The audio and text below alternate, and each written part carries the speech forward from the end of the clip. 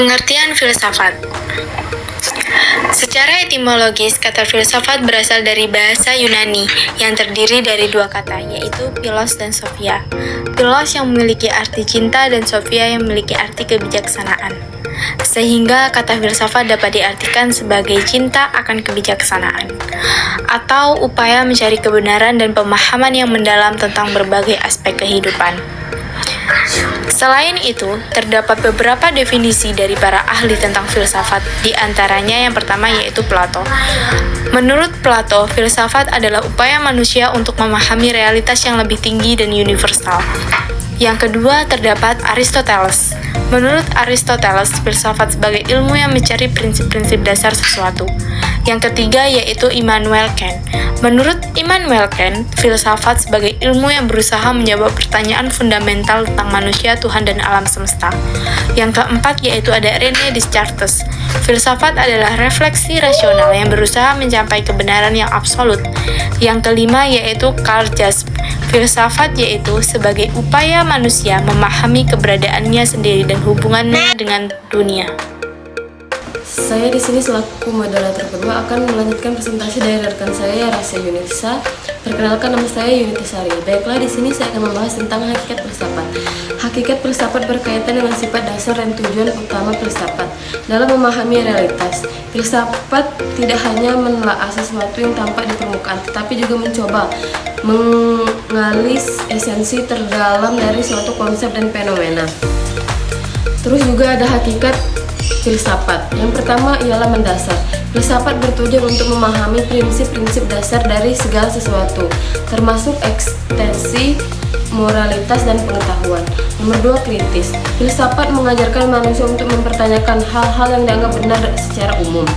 Nomor 3, rasional. Filsafat menggunakan akal budi sebagai alat utama dalam pencernaan kebenaran. Nomor 4 ialah universal. Filsafat membahas masalah secara menyeluruh, tidak terbatas pada satu aspek saja. Nomor 5 ialah spekulatif.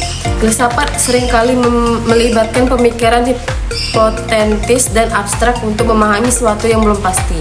Assalamualaikum warahmatullahi wabarakatuh. Perkenalkan, nama saya Harun Rashid dari kelompok 1. Selain itu terdapat cabang-cabang utama filsafat, yaitu 1. Metafisika. Metafisika membahas hakikat keberadaan dan realitas. 2. Epistemologi. Epistemologi membahas hakikat pengetahuan dan bagaimana manusia mengetahui sesuatu. 3. Etika membahas nilai-nilai moral dan bagaimana manusia harus bertindak. 4. Logika membahas prinsip-prinsip berpikir yang benar. 5. Estetika membahas tentang keindahan dan seni. Baiklah, saya akan melanjutkan materi dari kelompok 1, yaitu manfaat filsafat. Filsafat memberikan berbagai manfaat dalam kehidupan manusia, baik secara individu maupun sosial. Membandingkan pemikiran kritik, filsafat melatih manusia untuk berpikir logis, analisis, dan kritis. Dengan cara ini, seseorang dapat menganalisis masalah secara mendalam dan menemukan solusi yang tepat. 2. Memperluas wawasan dan perspektif.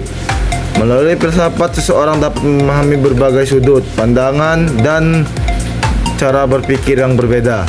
3. Meningkatkan pemahaman moral dan etika. Cabang filsafat etika membantu manusia memahami nilai-nilai moral dan membedakan antara yang benar dan yang salah. 4.